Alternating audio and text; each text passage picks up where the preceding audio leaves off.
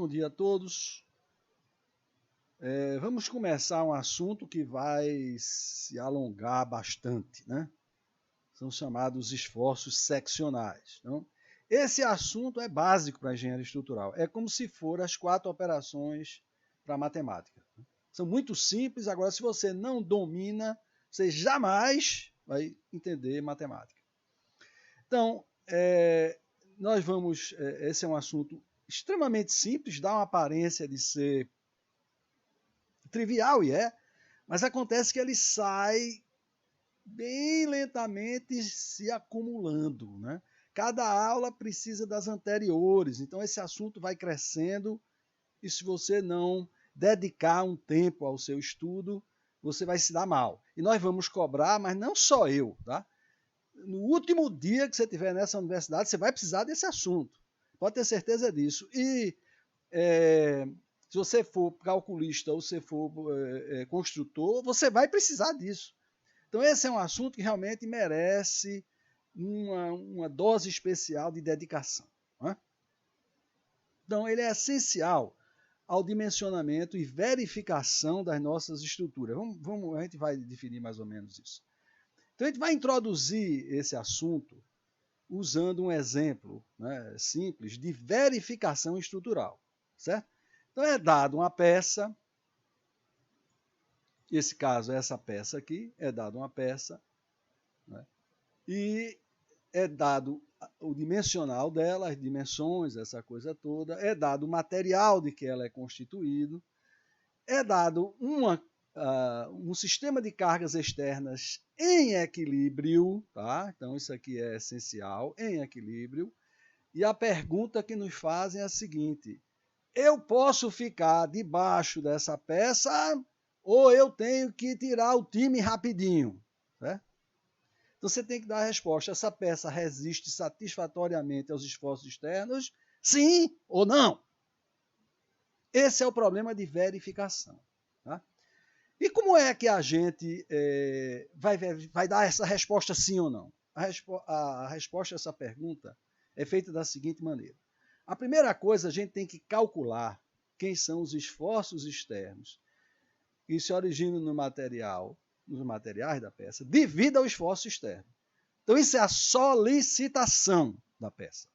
Então, eu vou calcular a intensidade dos esforços internos que se desenvolvem no material devido aos esforços externos. Então, calculei a solicitação, levo o material para o laboratório, certo?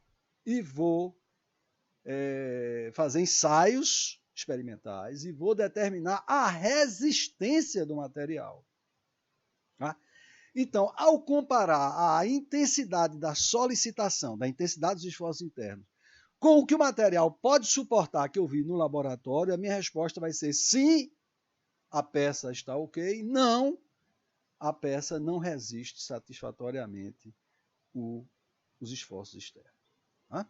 Então, um ponto essencial disso aí, os 2 pontos essenciais disso aí, é, primeiro, calcular a intensidade dos esforços internos, que se originam no material devido aos esforços externos, e vou ter que levar, obviamente, o material ao laboratório e ensaiar o material. Tá?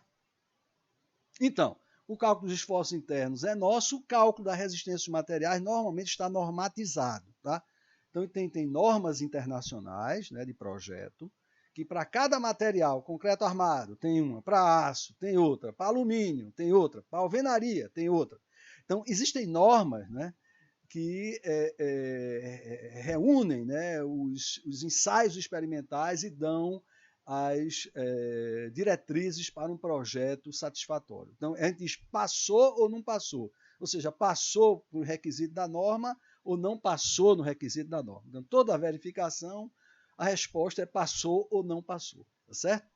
Ora, o primeiro ponto é que as normas estão lá, vocês vão estudar cada uma delas. Né? Vocês vão estudar com certeza que eu saiba. Concreto, aço, madeira. Alvenaria, havia alguns cursos eletivos de alvenaria. Tá? Alvenaria estrutural, quer dizer, edificações construídas de tijolos, unidades de alvenaria, chamado, né? Tijolo de concreto simples ou material cerâmico e unidos com argamassa. Mas isso eu não sei se... Isso era um curso opcional, né? Um curso eletivo, uma cadeira eletiva, né? Bom, mas vamos lá. Então vamos ver a nossa funçãozinha aqui agora é como é que eu vou calcular os esforços internos, né? Eu preciso calcular a intensidade dos esforços. Veja bem, eu vou precisar calcular a intensidade dos esforços internos que se originam no material devido aos esforços externos. Então a minha primeira, vou usar o quê? O método das seções. A minha primeira providência é o quê? Cortar. Pego o meu canivete estrutural e corto a seção, a barra na seção S, dividindo na parte esquerda e na parte direita, certo? Então vamos olhar inicialmente para a parte esquerda. Quais são os esforços que tem na parte esquerda? Tem P1 e P2, obviamente, mas aqui na seção S tem infinitas focinhas. Vamos usar o termo focinhas por enquanto, porque isso vai ser chamado de tensões, mas por enquanto vamos chamar de focinhas. Tem infinitas focinhas que são o quê? São as forças que D exerce sobre E através da seção S.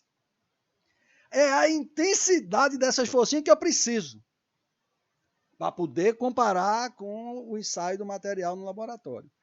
Por enquanto, né, e vou usar muito isso, não é só por enquanto, mas por enquanto eu vou ficar satisfeito com a resultante das forcinhas. Né? A resultante de força, que é esse F afrescalhado, e a resultante dos momentos das forcinhas, das infinitas forcinhas, em relação ao baricentro dessa seção. Ah, então, D exerce sobre E através de S, F afrescalhado, infinitas forcinhas. Veja, eu não estou só interessado em FM, não. Eu estou interessado na intensidade das forcinhas. Mas, por enquanto, eu vou ficar satisfeito com a resultante de forças, que é F afrescalhado, e a resultante dos momentos das forcinhas em relação ao baricentro da seção. É claro que se D exerce sobre E, Fm, E exerce sobre D, menos F e menos M. Então não há dúvida nenhuma, essa é a segunda lei de Newton, está em equilíbrio, né? Então, se toda a barra está em equilíbrio, qualquer subsistema retirado isoladamente tem que estar em equilíbrio. Então, E tem que estar em equilíbrio sob a ação de P1, P2, F afrescalhado e M afrescalhado, e D, a parte direita, tem que estar em equilíbrio sobre a ação de P3, P4, M afrescalhado e F afrescalhado. Só que esses dois caras são iguais e contrários. Nós vamos ter que desenvolver uma convenção de sinais. Você já viu o probleminha, né? Vai rolar um estressezinho, né? Porque dependendo de que lado, uma direção que é positiva vira negativa, a outra negativa vira positiva. Então sempre vai ver, ou a gente está olhando pela esquerda ou está olhando pela direita. Os senhores vão ter... Não reclame, isso é a vida. Você vai ter que se acostumar com isso. Né? Isso no início, reconheço que rola um pouquinho de estresse, logo depois você se acostuma. São as duas caras de uma mesma moeda, tá certo? Muito bem. Então, por enquanto, eu ficarei satisfeito em calcular as resultantes F afrescalhado e M afrescalhado. Vamos nos fixar na parte esquerda. Né? Então, eu estou olhando para a parte esquerda e é claro, o que eu disser para a parte esquerda vale para a face direita, mudando o sentido. Óbvio, certo? Mas vamos lá. Então, vamos olhar para a parte esquerda. Essa parte esquerda tem que estar em equilíbrio, porque se a peça como um todo está em equilíbrio, nós já vimos que quando o sistema de partículas está em equilíbrio, qualquer subsistema retirado isoladamente do sistema original tem que estar em equilíbrio. Então, se isso aqui está em equilíbrio, e já está dito a mim que está, né? Então, eu olhando para a parte esquerda está em equilíbrio. Está em equilíbrio sob a ação de que forças? P1, P2, F afrescalhado e M afrescalhado. Ora, automaticamente eu posso dizer que F afrescalhado mais M afrescalhado equilibra P1 mais P2. Né? Então, eu olhando aqui, fica claro que F afrescalhado, M afrescalhado, equilibra P1 mais P2. Ora, mas na peça como um todo, P3 mais P4 equilibra P1 mais P2. Então, óbvio, P3 mais P4 equilibra P1 mais P2. Se assim não fosse, isso aqui não estaria em equilíbrio. Eu parti da hipótese, me disseram, né? Eu estou partindo do princípio que isso aqui estava em equilíbrio. Então, veja, P1 e P2 são equilibrados por quem? Por F afrescalhado mais M afrescalhado ou P3 mais P4. Ora, eu tenho um sistema de forças, né, em equilíbrio. Então, eu tenho dois sistemas de forças que equilibram o mesmo terceiro. Né? Esse cara equilibra P1 mais P2, esse cara equilibra P2. O que é que acontece com esses dois sistemas? Tem que ser estaticamente equivalentes. Então, o que é que eu deduzo imediatamente? Que F e M, F afrescalhado e M afrescalhado, na realidade, são as resultantes de P3 mais P4. Né? Então,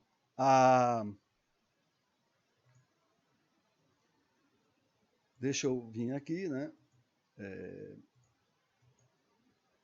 Então, o que é que eu estou dizendo? Eu estou dizendo que F afrescalhado e M afrescalhado, né, são as resultantes de P3 e P4. Se olhar para o outro lado, fizer a mesma coisa, veja, F e M, que são as resultantes das forcinhas, que D exerce sobre E através da seção F, pode ser calculado pelas forças à direita, as forças externas, forças externas, certo? Isso aqui é interno, as forças externas à direita, que é P3 e P4. Então, esse FM que atua na parte esquerda é a resultante das forças externas que atuam à direita da seção S, que é P3 e P4. Vou dizer de novo. F e M afrescalhado que atuam na seção, na parte esquerda, são as resultantes das forças externas que atuam à direita da seção. Então, a resultante das forcinhas que atuam na parte esquerda são a resultante das forças externas, isso aqui é interno, isso aqui é externo, forças externas que atuam à direita da seção. Então, é isso que está sendo dito aqui. F afrescalhado e M afrescalhado são a resultante das forcinhas. Lembre que eu não posso ficar satisfeito com isso. Nesse curso mesmo, vocês vão, a partir de F afrescalhado e M afrescalhado, e alguns casos particulares, né? Tem, os casos mais complicados vai ficar para a resistência 2. Mas nos casos mais simplificados, desses dois casos, vocês vão calcular a distribuição da intensidade das forcinhas. Vão fazer ainda em resistência 1. É a tensão nas vigas carregadas transversalmente. Você ainda vai ver isso aí. Bom, a FM que atua na parte esquerda são, na realidade, as resultantes das forças externas, P3 mais P4, que atuam na parte direita. Agora, se a gente olha para a parte direita agora, né, se a gente olha para a parte direita, a mesma coisa vai ser dita. F afrescalhado e M afrescalhado são iguais, com sentidos contrários. Mas esses caras são o quê? A resultante das forças externas que atuam à esquerda da seção. Então, voltando aqui, FM que atuam na parte direita são iguais e contrárias àquelas que atuam na parte esquerda. Então, vamos ter um problema, vai rolar um estresse aqui com convenção de sinais, né? Claro que vai. Agora, FM que atuam na parte direita são as resultantes das forças P1 mais P2 que atuam na parte esquerda, né? Então, esse cara aqui nada mais é do que a resultante desse cara aqui, assim como esse cara aqui são a resultante desse cara aqui. Ou seja, conclusão. As resultantes das forças internas, transmitidas entre as partes através da seção S, podem ser determinadas indistintamente a partir das forças externas situadas à esquerda ou à direita da seção S. Apenas o sentido se inverte. Então, o valor da força é a mesma, a direção é a mesma, o sentido é contrário. Tá? Muito bem. Isso posto, então, novamente, aqui o que me interessa mais é isso. Né? Quando eu calculo aqui essas forças, na realidade eu estou calculando a resultante dessas forças à direita. Quando eu calculo as resultantes das forcinhas nessa parte, eu estou calculando a resultante das forças externas à esquerda da seção. Tá? Então, isso aí tem que ficar bem claro. A gente vai repetir isso de novo no nosso caso particular, que é o nosso caso geral. Tá? Mas, em todo caso, você pode calcular tanto a esquerda como a direita. A força será exatamente a mesma, tanto por forças externas, tanto à direita da seção, pode calcular o resultado tanto pelas forças externas que estão do lado direito, como do lado esquerdo da seção, forças externas, só que o sentido inverte e a gente vai ter, então, uma convenção de sinais para que a gente não tenha de um lado positivo e de um lado negativo. Vai ter que depender do lado que você olha, obviamente. Né? Isso posto, vamos ver, vamos detalhar a terminologia e os efeitos desses F afrescalhado e M afrescalhado, que são as focinhas, né, que trabalham na nossa seção transversal, cujas intensidades vamos ter que calcular. Por enquanto está só com as resultantes dela, tá? Então a primeira coisa que a gente faz, vamos olhar para a F afrescalhada. A primeira coisa que a gente faz é decompor na componente que é normal a seção e a componente que é tangencial a seção S, tá? Então a componente N, normal a seção, é chamada de esforço normal, tá? Isso em inglês é axial force. É muito chato que nem traduz axial force para força axial. As pessoas, principalmente os professores mais antigos, ficam com uma loucura, certo? Axial o quê? Que eixo?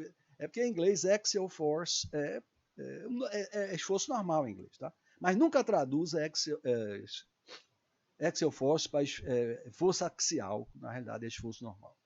Então, N, é claro, é uma força, tem unidade de tonelada, quilonewton, meganewton, né? Unidade de força. Né? A ação de N em seção próxima. Vamos ver qual é a ação de N. Elas tendem a afastar seções vizinhas, e nesse caso nós temos tração, então isso aqui se alonga. Nós já vimos isso várias vezes, né? Ou elas tendem a encurtar a distância, aproximar a seção próxima quando ela está sob compressão. Então, o esforço normal é o animal, né? É o animal que causa tração e compressão, cara. Beleza?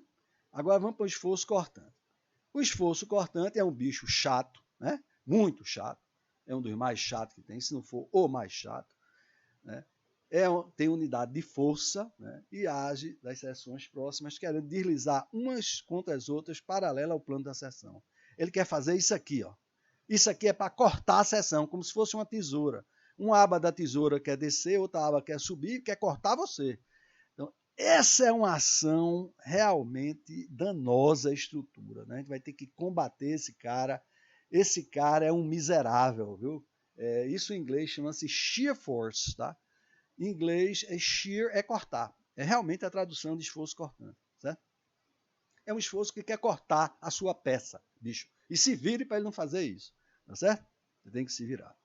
Então vamos pegar agora a resultante do M afrescalhado, são dos momentos. Então aqui também a gente vai fazer uma decomposição na sua componente normal e a sua componente tangencial, certo? Vamos pegar a primeira componente tangencial, é M, é momento fletor, tá? Isso em inglês é bending moment, tá? Que é a mesma coisa, fletir, a gente vai ver, fletir é isso aqui, tá? Isso aqui é flexão, tá? Em inglês é to bend, é entronchar, é envergar, tá certo? É momento envergante, em inglês, é bend mesmo. Fletor é um termo mais sofisticado, mas em inglês to bend é envergar, né? Então é um momento envergante, essa aqui é a verdade, né? A componente tangencial é um momento, fletor tem unidade de momento, né? Mais de força, né? Então é força vezes comprimento. Ou é tonelada força, ou é quilonewton-metro, ou meganewton-metro. Essas são as unidades que a gente usa. Certo? Claro que tem as unidades americanas que nós não usamos aqui. Bom, então qual é a ação de M em seções vizinhas? É girar as seções num plano contido no plano da seção transversal. Então ela gira segundo o eixo contido no plano da seção transversal. Então ela faz disso e disso. E isso aqui flete, forma está envergando, né, na realidade, a nossa peça. Né? Isso aqui é chamado de flexão, isso é chamado de bending. Né? Então a peça está fletida. Né? O verbo fletir é isso aqui, esse momento fletor. Tá? Então esse é o momento fletor. E aqui vem outro miserável. Esse é um miserável e normalmente ele trabalha de parelha lá com um esforço cortante. Esse também é miserável, tal do momento torsor. Certo? Então, o momento torsor, obviamente, é unidade de momento, como a gente já viu, e a tendência que ele tem é de girar as seções vizinhas, uma contra as outras, girar em torno de um eixo que é normal a seção transversal. Isso aqui você pode imaginar que é uma estopa. Você quer tirar a água e você torce a estopa, certo? Então, esse é um animal nocivo, viu? A torção é um bicho nocivo. E ele se junta lá com esforço cortante para criar um problema sério, viu? Mas vamos lá. Então eles não são separados, não. Eles se juntam para lhe lascar, lembre-se disso. Eles não estão sozinhos, não. Existe a interação de um com o outro, cortante com o torsor, é danoso para burro na estrutura de concreto armado. Mas vamos lá.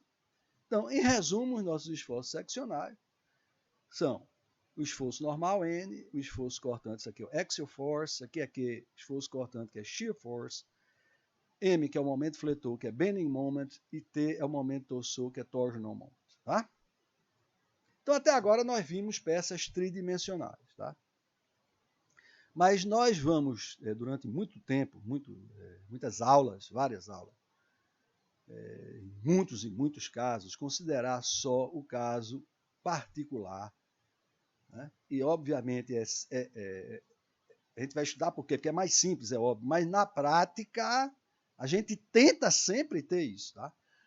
Sempre que é possível. Quando não tem, você vai pagar. Se você não sair desse caso, lembre-se, tem custo para isso. Vamos lá. Custo, inclusive, de dinheiro, é mais caro, né? Se você não entrar nesse esquema. Tá? Vamos considerar um caso particular, que é o seguinte, que é geral, obviamente, para a nossa disciplina. Então, seja uma peça de seção transversal que admite um plano vertical de simetria, onde todas as forças externas estão atuando. Aqui está, por exemplo, uma viga. Tá? Uma viga retangular, como a gente já viu na primeira aula, que é muito comum, né? E, claro, essa viga admite, essa viga admite uma seção, o plano π vertical de simetria, onde todas as forças externas estão aplicadas. Então, doravante, vai ter alguns casos, né, no final de resistência, algumas coisas que a gente vai fugir disso, você vai ver o preço que você vai pagar. Mas, na prática, a gente tenta sempre fazer isso aí. Uma seção transversal simétrica, admite um plano vertical de simetria onde todas as forças estão atuando. Então está aqui P1, P2, P3, P4, é uma figura similar à que nós tínhamos antes. E aqui, de novo, eu preciso calcular, agora é uma viga, e eu preciso calcular, vamos admitir que é uma viga, e eu preciso calcular a intensidade dos esforços internos que se originam no material devido a esses esforços externos. Com isso aí eu vou comparar com o laboratório e ver se essa coisa aguenta ou não aguenta. Né? Mas para calcular os esforços internos, eu tenho que transformá-los em externos. Como? Saco do meu canivete estrutural e corto aqui. E vou estudar cada uma das partes. Então, aqui está a parte esquerda, aqui está a parte direita. Vai ter enormes forcinhas aqui, cujos resultantes são o quê? Esforço normal, momento fletor, esforço cortante. Não há momento torsor, por quê? Porque as forças externas estão todas coplanares com o eixo da peça, então não há momento torsor. Tá? Então, quando você chegar no final lá da resistência 2, aí vai ter momento torsor. Então, você vai ver, o torsor é um animal nocivo. Nocivo. Né? Mas vocês vão ver lá em Resistência 2, é todo um capítulo de Resistência 2. É importantíssimo, né? Porque o homem é nocivo, tenha cuidado com o homem. Então, e tudo que eu corto, aqui aparece as forcinhas, resultando do seu momento fletor, esforço normal, esforço cortante, e aqui esforço normal, momento fletor, esforço cortante. Muito bem, essas direções doravante eu estou proclamando como sendo os meus sentidos positivos. Tá? Então, esses são, doravante, daqui até você sair dessa escola, as direções positivas dos esforços seccionais. Tá? Você acha que isso aqui é um pouco arbitrário, parece arbitrário, mas não é, como a gente ainda vai ver nesta aula.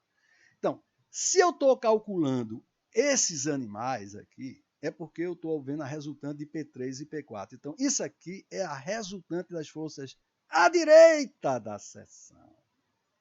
Esses animais.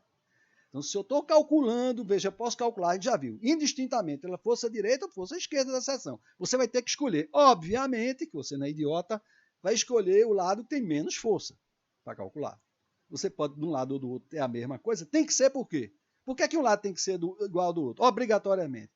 Por equilíbrio. Porque eu estou admitindo que essa peça está em equilíbrio sob a ação dessas forças. Então, obrigatoriamente, se você calcula pela esquerda, ou forças à esquerda, ou à direita da seção, tanto faz. Vai dar a mesma coisa.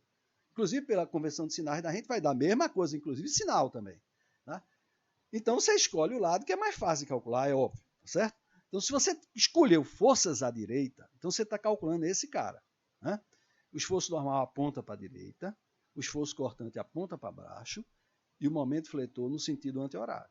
Se você escolheu as forças à esquerda da seção, você está calculando a resultante desse cara, que é isso aqui. Então, o esforço normal positivo aponta para a esquerda, o esforço cortante positivo aponta para cima e o momento fletor positivo é no sentido horário. Tá? Então, dependendo de que lado, você vai ter esses sentidos positivos. Né? Então, doravante, nós vamos dar aqui. Isso aqui é o popular bizu. Né? Então, isso aqui é o bizu. Vamos definir, aliás, quando me ensinaram resistência dos materiais para cálculos, não teve nada desse papo que eu teve com você até agora. Começou daqui. Definição, tá certo? Então, veja, esforço normal é a soma algébrica das projeções sobre a normal acessão. Vou dizer de novo, é a soma algébrica das projeções sobre a normal acessão, quer dizer, o eixo da seção, o eixo da peça. A seção das forças externas situada de um mesmo lado da seção. Então, vamos voltar aqui, vamos pegar aqui o 2D, então eu estou aqui. Então, o esforço normal, né, se eu estou olhando para a esquerda, por exemplo, o esforço normal é a soma algébrica das componentes normais à seção. Né? Porque N é normal à seção, esforço normal. E se você está calculando por força à esquerda, o que é positivo para você? Ora, é isso aqui. Positivo para mim é ser essa componente e apontar para a esquerda. Então está aqui. Ó. Se você está calculando por força à esquerda, a componente, nesse caso seria um componente horizontal, né? É um componente horizontal da força esquerda. Se a viga é horizontal, aqui seria a soma algébrica das projeções horizontais, né? Das componentes horizontais das forças externas. Então, você está calculando por força à esquerda, positivo se aponta para a esquerda. Então, essa força aqui, qual é o sentido dela? Isso aqui deve ser isso aqui, tá? Positivo é para a esquerda. Esse cara aqui tem o quê? Uma componente apontando para a direita, é negativo. Então, na soma algébrica, a componente desse cara, a horizontal, né, a componente normal, entra negativa. E esse cidadão também aponta para a direita. Ambos aqui dão uma soma algébrica, entram os dois negativos. Você está calculando por força à esquerda. Se você está calculando por força à esquerda, à direita, desculpa. Por força à direita, você está calculando esse cara. O que é positivo para mim? Apontando para a direita. Então, se você está calculando por forças à direita da seção, a componente é positiva se apontar para a direita. Esforço normal. Então, se a gente voltar aqui, esse cara está apontando para a esquerda, é negativo, e esse também é negativo. Quando você somar, vai dar negativo. Tanto de um lado como do outro. É claro que vai dar a mesma coisa, né? Vai ter que dar o mesmo valor e o mesmo sinal, né, das forças e dos esforços normais. Né? O próximo é o esforço cortante. O esforço cortante é a soma algébrica das projeções sobre a seção transversal. Não, são componentes tangenciais à seção transversal das forças externas situadas de um mesmo lado da seção. Agora, se a viga é horizontal, como vai ser você vai pegar a viga inclinada assim que eu terminar a minha metade do curso, tá? No meu caso, as vigas serão sempre horizontais, tá?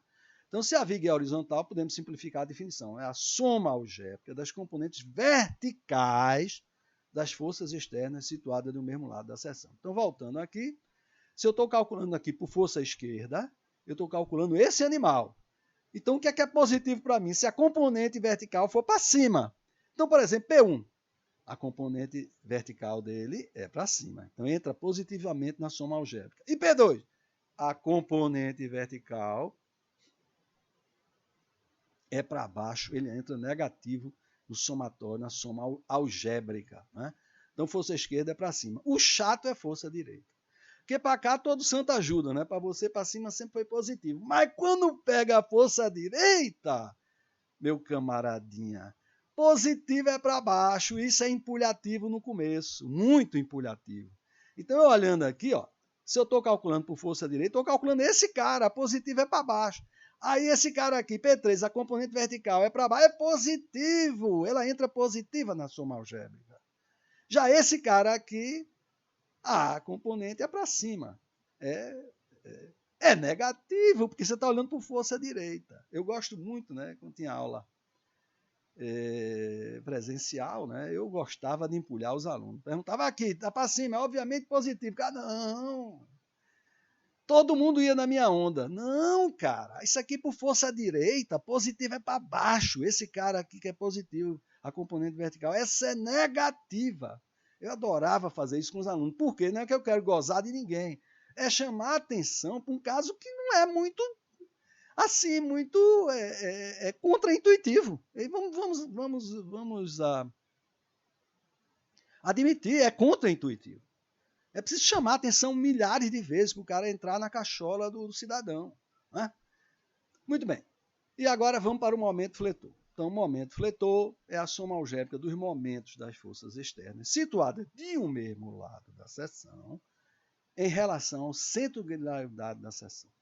Né? Então, vamos olhar aqui. Eu estou querendo calcular o momento aqui devido a essa força. Né? Então, se eu estou calculando por força esquerda, o que é que eu estou calculando? Esse animal. O que é positivo para mim? Horário. Sentido horário. Então, vamos calcular aqui. Eu quero calcular o momento de inclinação CG, esse ponto aqui. Essa força quer girar o quê? No sentido horário. Então, o momento dessa força, que vai ser a força vezes o braço e a alavanca, né? Vai ser, está no sentido horário, entra positivamente na minha soma algébrica. Já esse animal, lembre-se, estou calculando força esquerda, sentido horário é positivo. Então, esse cara tende a girar no sentido anti-horário. Então, o momento dessa força entra negativamente na minha soma algébrica. Já se eu estou calculando por forças à direita, eu estou calculando esse cara. O que é positivo para mim? Anti-horário. Né? Então, por forças à direita, positivo para mim é no sentido anti-horário. Então, se eu olho para cá, quem é a contribuição algébrica de P4? Ora, eu estou calculando no momento em relação ao baricentro dessa seção. Tá? Eu cortei e estou olhando para o baricentro dessa seção. Então, P4 quer girar no sentido anti-horário. Ora, então, ele é positivo. Já esse cara quer girar no sentido anti-horário, então, portanto, é negativo. Então, tudo muda, né? Dependendo do que lado, né? A gente vai ficar muito mais no início com o esforço cortante e momento fletor, né? Então, só depois é que aparece esforço normal, mas lembre-se, esforço cortante, a esquerda, se eu calculando por força à esquerda para cima, o positivo, se para a direita é para baixo que é positivo. Aí eu digo, é empulhativo, é contraintuitivo isso. Momento fletor, é positivo o quê? Se eu estou olhando por força à esquerda, positivo é horário. Se eu estou olhando por força à direita, positivo é anti-horário. Né? Então vocês vão ter que decorar isso. Só tem um jeito para decorar isso, é fazendo o problema. Tudo aqui é trivial, não tem integração, não tem diferenciação, mas não se engane não. Se você não dedicar tempo, é que você vai se dar mal e nós cobramos. Estou logo avisando, nós cobramos. Certo? Muito bem. Isso posto, vamos para uma terminologia que vocês não vão encontrar em livro nenhum, porque é uma invenção do que vos fala. Tá? Então é muito comum para nós, você está vendo, a gente cortar uma seção. Né? Pega seu canivete estrutural e corta. Aí o cara vai dizer a você, olha, nessa seção o momento fletor deu 12,5 toneladas média.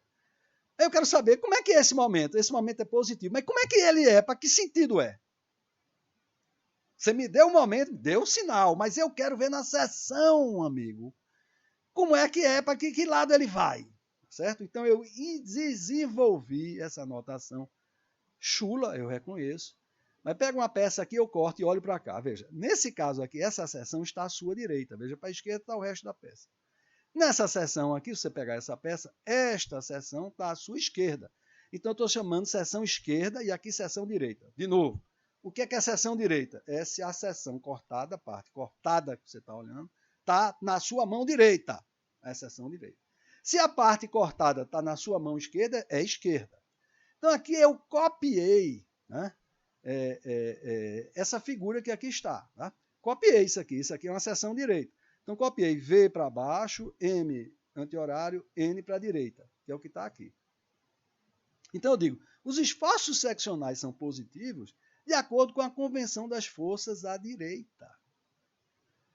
Então, de fato, né, cara, a gente viu que o esforço normal, deixa eu ver se eu consigo pegar aqui e colocar aqui para a gente ver tudo de uma vez só. Deixa eu fechar aqui, ficar um pouquinho menor aqui, até a gente poder ver tudo de uma coisa só. Então, veja, Se essa aqui é uma seção esquerda, né, como eu estou dizendo, se isso é uma seção esquerda, a seção direita, desculpa, essa é a seção direita, vale regra de sinais do quê? Os sentidos positivos dos esforços seccionais que você vai botar aqui. Se eu disser, o esforço no momento fletor deu 12,5 toneladas, eu vou botar para onde? Essa é uma seção direita, vale regra de sinais de força direita. E força direita é no sentido anti-horário.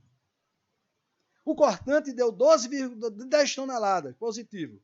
Onde é que eu vou botar? Onde é que esse esforço cortante é para cima ou é para baixo? Aí você diz, essa é uma seção o quê, amigo? É direita. Tem que olhar. Depende de que lado é, cara. Então a seção é direita, vale regra de sinais de força direita. A gente já viu que força direita, esforço cortante positivo é para baixo. E esforço normal, idem, né? Esforço normal positivo, a direita é para a direita. Então aqui é a direita. Então você pega a seção, cortou. Vai ter que botar. Na prova você vai exigir várias vezes a gente fazer isso. Como é que você bota o esforço? Em que direção está o esforço positivo? Muito simples. Primeiro, essa é a seção direita ou esquerda? Primeira pergunta. Essa seção aqui, o que está cortado, está à sua direita ou está à sua esquerda? Está à sua direita. Então, vale regra de sinais de força direita. Então, o momento fletor que for positivo será anti-horário, o esforço normal que for positivo será apontando para a direita, e o esforço cortante é aquele safado, né? Positivo está para baixo, não para cima. Agora, essa seção aqui, essa é uma seção esquerda. Por quê? Porque o que está cortado está na sua mão esquerda, cara. Então, vale regra de sinais de força direita. Então, se o esforço normal der positivo, é porque ele aponta para a esquerda. É o que está aqui. Então, o esforço normal positivo aponta para a esquerda. Se o esforço cortante é positivo, a gente já viu, é o que aponta para cima, né? E o momento fletor deu positivo? É aquele que aponta no sentido horário. Tá? Não aponta no sentido horário. Então você não sabe como isso ajuda. Você vai ver agora como isso ajuda tremendamente, né? Então essa eu acho a maneira, isso aqui, você não vai encontrar em livro nenhum, obviamente, que eu inventei essa droga de seção direita e seção esquerda. Então vamos ver aqui uma viga, né? Que eu cortei em duas seções próximas. Então essa aqui eu cortei aqui, é uma seção esquerda, porque ela está na sua mão esquerda, é a seção direita, que eu cortei à direita. Então, se isso aqui é uma seção esquerda, vale. Quais são a direção dos esforços normais, esforços seccionais positivos? É da regra força direita. Então, o esforço normal aponta para a direita, esforço cortante aponta para cima, o momento fletor é horário. Tá? E esse lado aqui, essa é uma seção direita, né? Então, aqui o esforço normal positivo aponta para a direita, esforço cortante é aquele doido, aponta para baixo, positivo, e esse momento fletor positivo aponta anti-horário. Então, esses são os sentidos positivos. Vamos ver o que é que acontece. O que é que significa? E agora você vai ver que aquelas convenções de sinais que nós usamos não são arbitrárias, não, muito pelo contrário. Você vai perceber isso imediatamente. O que é um esforço normal positivo? Isso aqui para cá, isso aqui para lá. Olha, o esforço normal positivo é tração, cara. Né? Esse cara aponta para a esquerda, esse para a direita, que é esse aqui, os sentidos positivos. O que é um esforço normal negativo? Esse cara é o contrário. Esse aponta para a direita e esse aponta para a esquerda. O que é? Compressão, cara. Então você vê que não tem nada, isso aqui não tem nada de arbitrário. Isso a gente vai usar doravante. Toda vez que eu tiver um esforço normal positivo, eu sei que a peça está tracionada. Toda vez que eu tiver um esforço normal negativo, a força será comprimida. Eu já disse a vocês que não há nada mais diferente do que da compressão para tração. A figura é parecida, não tem nada a ver isso aqui com isso. Certo? Só vai ter um lugar realmente onde a gente vai chamar a compressão de positivo, que é no caso de pilares em concreto 2. Que também seria o cúmulo, né? Todos os pilares são comprimidos e aparecer negativo em tudo que era lugar, né? Mas esse é o único lugar onde nós vamos chamar a compressão de positivo. Em todos os outros, nesse curso, tração será sempre positivo, compressão será sempre negativa e o sinal não erre, não. Então, quando a gente vai ter treliças, eu vou pedir você para calcular o esforço, me responda com o sinal correto. Né? Se a peça está comprimida ou tracionada. Na vida real, se você trocar um pelo outro, a sua estrutura pode cair, cara. Porque uma peça comprimida pega muito menos carga do que uma tracionada, tá? Numa treliça. Então vamos para frente. Esforço cortante. Bom, a esquerda, essa seção esquerda vale positiva para cima, a seção direita vale para baixo. Então o cortante não tem muito interpretação intuitiva física, não. O cortante é uma tesoura em que a aba esquerda sobe e a aba direita desce. Então, ele corta a seção, subindo a parte esquerda em relação à direita. Aqui isso não é muito intuitivo, tá? Momento fletor. Aqui é. O que é o momento fletor positivo? É esse que está aqui, olha. Certo? Esse aqui, um sentido horário, esse anti-horário. Então, ele flete com essa cara que está aqui. O americano chama essa flexão aqui de sagging, né? Em português não tem nome para isso. E a gente diz fazer selar. Ele chama de selar, ou fazer o bucho, que é horrível, né? Aí eu, selar? De onde veio selar? Será que veio de cego? Não, um aluno disse, não, professor, é a sela de um cavalo. Eu não tinha percebido. Aqui em português chama-se selar, a viga selou. E eu não estava entendendo, não entendia nunca o que o cara estava querendo dizer. Sinceramente, depois me disseram, não, isso é a sela. Não, isso aqui é a deformação de uma sela. Então você vê, quando você flete, né, a seção com um momento fletor positivo, né, portanto você tem sagging, vamos usar em inglês. Então você vê, isso aqui transforma-se em arco de circunferência, são dois círculos concêntricos. Esse daqui tem um raio menor, então esse aqui encurtou e esse aqui se alongou. O que é que significa isso? Que isso aqui está comprimido e encurtou-se. E isso aqui, as fibras inferiores estão tracionadas e, portanto, se alongaram.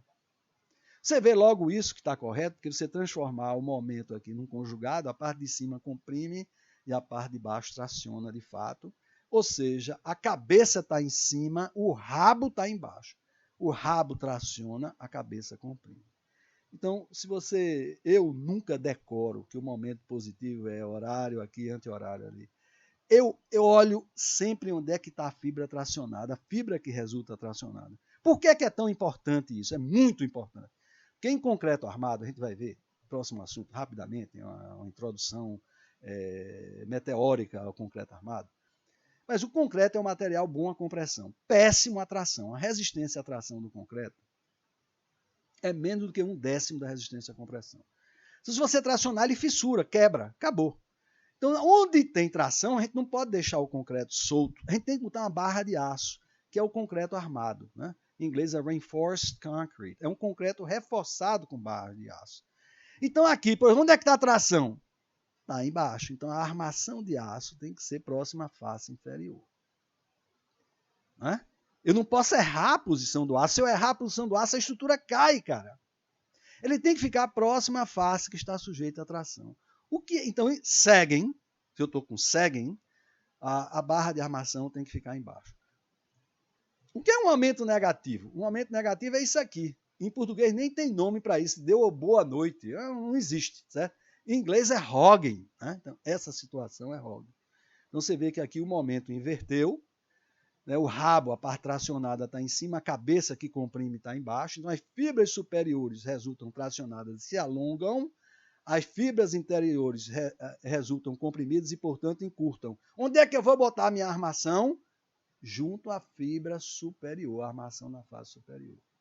Então, sagging, a armação está na parte inferior. Hogging, a armação está na parte superior. Tem que usar os termos em inglês que não tem em português. Certo? Então, vamos dar alguns exemplos aqui. Uma viga simplesmente apoiada, metendo carga aqui. Isso aqui ela deforma desse jeito. Né? Isso é, obviamente, sagging, né? Então, você vai ter que botar a armadura aqui junto à face inferior, a armadura de aço. Já essa viga em balanço é uma viga engastada e livre.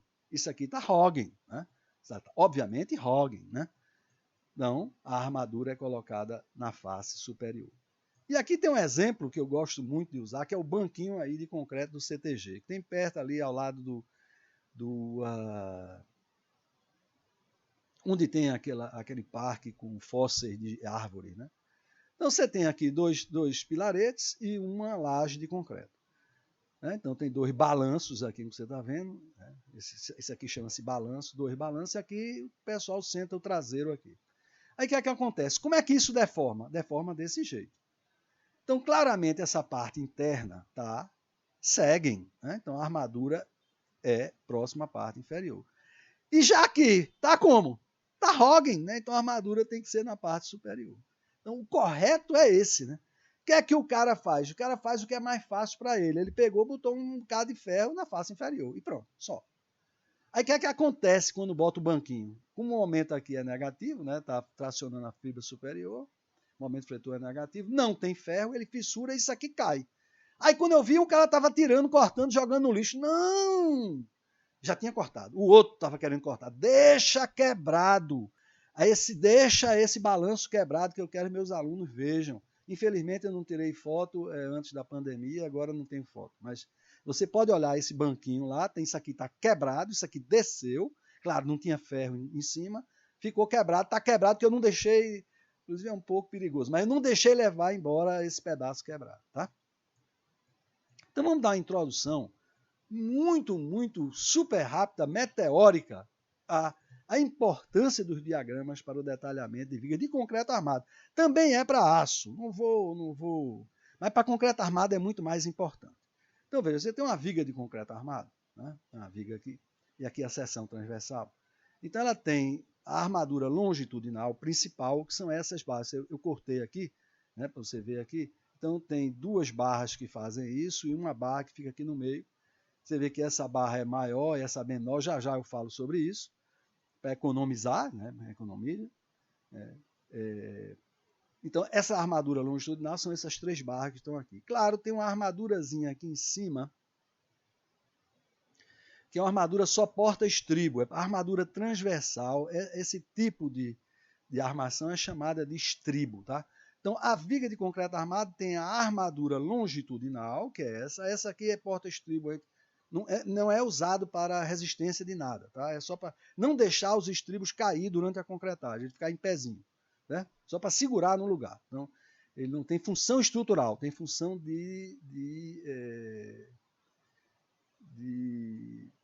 apenas da armação, de segurar a armação, fabricação da armação, para botar, como eles chamam, a gaiola, eles chamam isso de gaiola, né? Dentro da forma e não ficar caindo, né? Os estribos não ficar caindo. Então, esse é o porta-estribo. Então, tem uma armadura longitudinal, que são esses ferros aqui, que eu puxei aqui para baixo, né? E os ferros que estão aqui, esses três ferros, dois aqui que sobem e um aqui no meio. E aqui os porta-estribos, que eu não puxei. E aqui as armaduras transversais em estribo. Uma figura melhor disso está aqui, né? Então está aqui uma viga de concreto armado, tem os três ferros aqui embaixo, os dois ferros porta-estribo aqui. Aqui está muito grosso, tem uma bitola bem inferior à da armadura principal. E esse caro é o estribo, em inglês chama-se de stirrup, tá? Então estribo em inglês chama-se de stirrup. Então é isso. E o que nós vamos ver agora é que a armadura longitudinal, quem manda é o momento fletor, e na armadura transversal de estribo, quem manda é o esforço cortante. Então vamos voltar aqui, né? Então você vê, quando eu pego aqui a resistência ao momento fletor, eu tenho de um lado, imagine, eu corto a seção, de um lado eu tenho um momento fletor solicitante, né? E do outro lado eu tenho que resistir o animal quer lhe tronchar, e você não quer deixar. Como é que isso resiste? Resiste com um conjugado resistente contrário ao solicitante.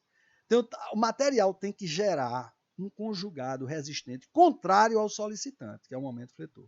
Então tem que gerar um momento que é contrário ao momento fletor. Isso é feito comprimindo o concreto aqui em cima e tracionando a armadura aqui embaixo. Então é claro, isso tem que ser um conjugado. Então C é igual a T. Por que tem que ser tem que igual a T? Porque senão não estava em equilíbrio, né, velho?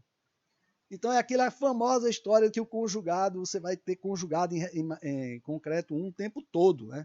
E você fica acostumado que é um conjugado e começa a errar em pilares, que pilar tem resultante de força. Mas aqui não tem resultante de força nenhuma. C igual a T, não tem resultante de força, é um mero conjugado. E o valor do conjugado é a força vezes o braço de alavanca, que é Z, pode ser C ou T, tanto faz. Né? Então, C e T é M sobre Z. D. Quem é a necessária resistência da armadura? É a área de aço, né? Aqui nós temos três ferros. O aço é dado em vergalhões, né? de aço, né? Então a área transversal, a área AS é a soma dessas três barras. Né? T vai ser AS vezes a resistência do aço, depende o aço tem resistências diferentes. Então FYD é a resistência do aço, tá? Ora, daqui eu tiro imediatamente que a AS, né, dessa coisa, T é M sobre Z, AS é T sobre FYD. Então vai ser M sobre Z dividido por FYD. Então daqui você vê que a armadura de aço necessária ao equilíbrio é diretamente proporcional ao momento fletor. Quanto mais momento fletor, mais barra de aço eu tenho que botar.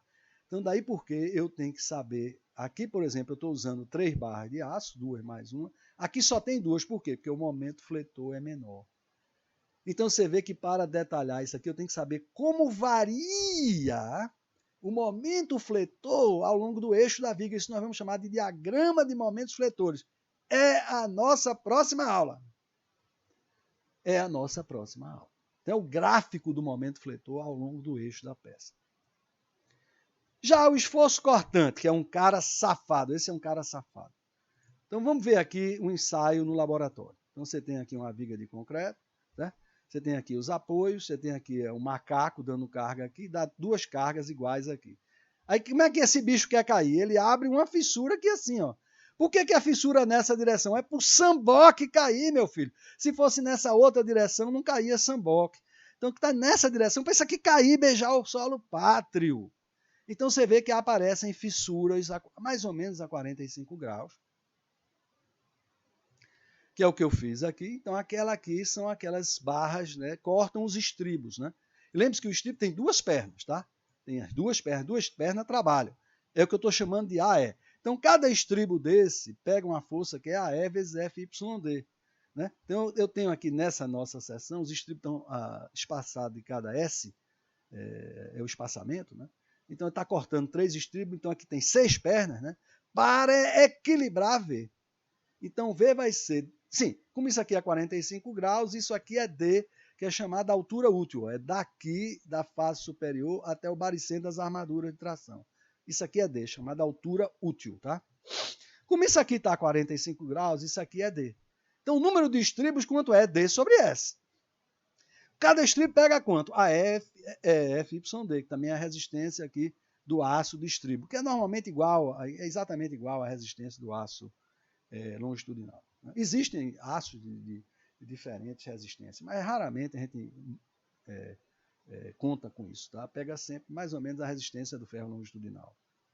É igual ao do ferro transversal. Pode ser diferente, mas normalmente é igual. Então isso aqui é o número de estribos vezes a área das 2 pernas, isso aqui é a área das 2 pernas, vezes a resistência do aço. Daqui você tira aqui a E sobre S, que a gente chama da armadura transversal, AV, que é a armadura vertical, ou armadura de estribo, mas chama armadura transversal, é V sobre D vezes FYD. Ou seja, a armadura transversal dos estribos é proporcional ao esforço cortante.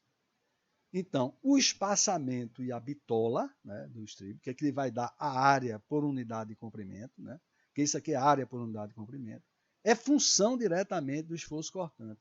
Então, onde tem um maior cortante, vai ter que ter armaduras, estribos menos espaçados ou de maior bitola. Onde o esforço cortante é menor, a gente tem um espaçamento maior. Então, como é que eu sei? Como é que eu devo detalhar os estribos? Vou ter que ter a variação do esforço cortante ao longo do eixo. Isso aí chama-se, esse gráfico, chama de diagrama dos esforços cortantes.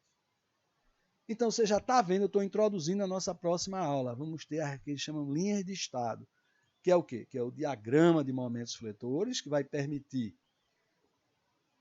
eu detalhar a armadura longitudinal, e o diagrama de esforços cortantes, que vai permitir eu detalhar a armadura transversal. Mas isso é na próxima aula. Obrigado.